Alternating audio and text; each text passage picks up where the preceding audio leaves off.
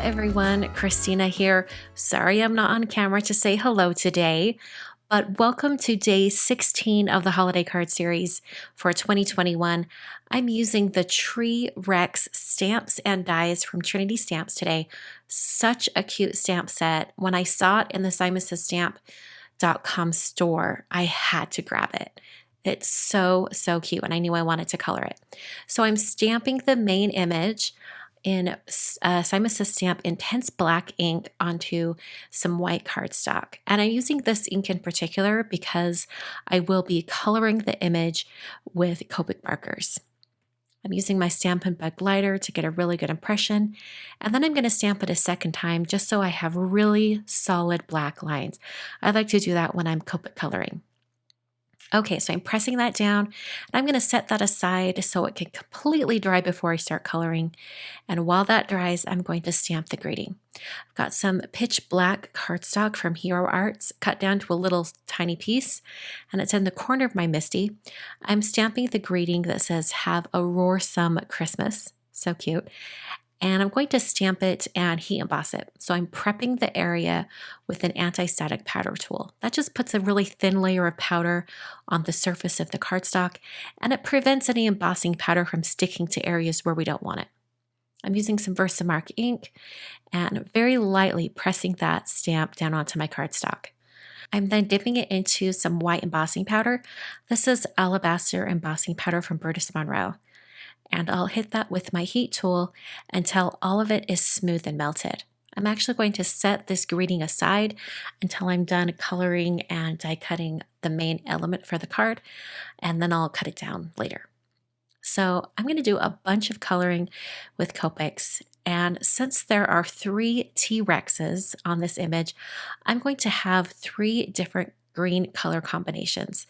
This first one should look familiar if you saw last Wednesday's live holiday card series video, because this is the same green combination I used for the Christmas tree. There was that card that has the little mouse holding a candy cane, and then there's a Christmas tree next to the mouse. Well, this is the same color combo that I used for that Christmas tree. It's one of my favorite kind of true green combinations for Christmas cards, and I constantly go back to this particular combination. This next one is a little bit of a less traditional green color combination, but I do love it when I need kind of a really different looking green. I'm using some YG colors, and I'm coloring all of the T-Rexes the same. I start with the lightest shade, doing an entire wash over the image of where I want it to be green. Come back in with the next darkest color to add some shadow, go to the next darkest color for more shadow, and then work backwards. And by the time you've colored with all the different shades that you want, you have a really seamless blend. I think it works out really well to go about it in this way, starting from light, going to dark, one color, one by one, and then go in reverse order and work your way back to the lightest shade. I think it works really well. And by the time you get to the lightest shade, you can kind of blend everything all together. This last combination actually shares a color with the previous one. I'm using that same lightest color, which is YG21, but this one has more bright greens. They're not as muted as the previous combination.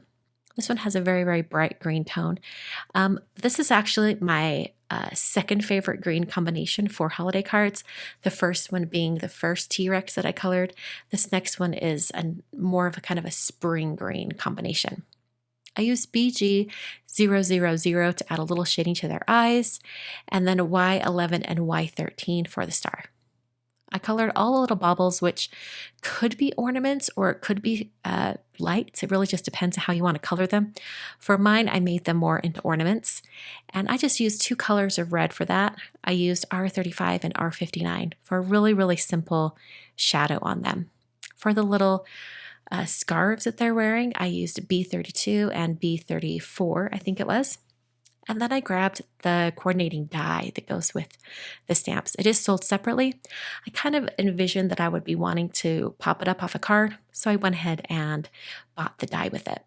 And once I ran it through my die cutting machine, it turned out so perfectly. It looks absolutely wonderful.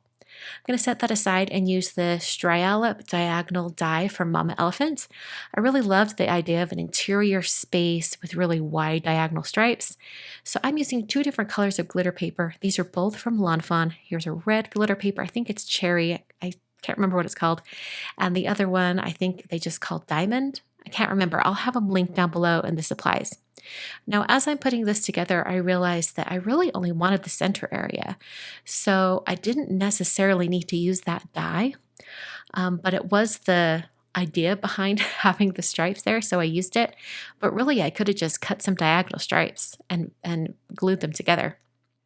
I cut out that greeting that I created earlier, put some foam adhesive on the back, and put that at the very bottom of the glitter diagonal stripe panel that I created. I then used that same foam adhesive. This is some narrow foam adhesive from Darice, and I put it behind the T-Rex Christmas tree. I just placed that right on top. All right, I'm now going to put it onto a card base. So I have an already prepared white card base made out of some Nina Classic Crest Solar White 110 pound cardstock. And I put some foam tape behind my panel and then press it onto the card. You could leave it just like this, but I decided that I wanted a little bit of shine on the ornaments. So I'm using glossy accents from Ranger and just putting a little dollop of the glossy accents on each ornament, as well as the star that T-Rex is holding at the very top. As you can see, as I'm applying it, it kind of puts like a ghosted color over the area where I apply it. But as it dries completely clear and gives a little bit of dimension wherever it is. You'll be able to see it in the final photos on the card. I really love how that turned out. So that is the finished card for today. I hope you guys enjoyed. This is day 16. I can't believe we're already at 16. For today's question about the holidays, it's actually specifically card related. I know a lot of handmade card makers prefer A2 sized cards because it's, a quarter of a sheet of cardstock, so it's a little bit easier. But I'm wondering, when it comes to Christmas cards, what is your go-to Christmas card size? I do a mixture of all different sizes, but I think I probably make 5x7 cards more than any other size, but really only for Christmas. Other times of the year, I kind of like to use the regular A2 size. Let me know down in the comments. Come back on Wednesday for a live version of day 17 of the Holiday Card Series. It will be at 6 p.m. Mountain Time. See you guys there.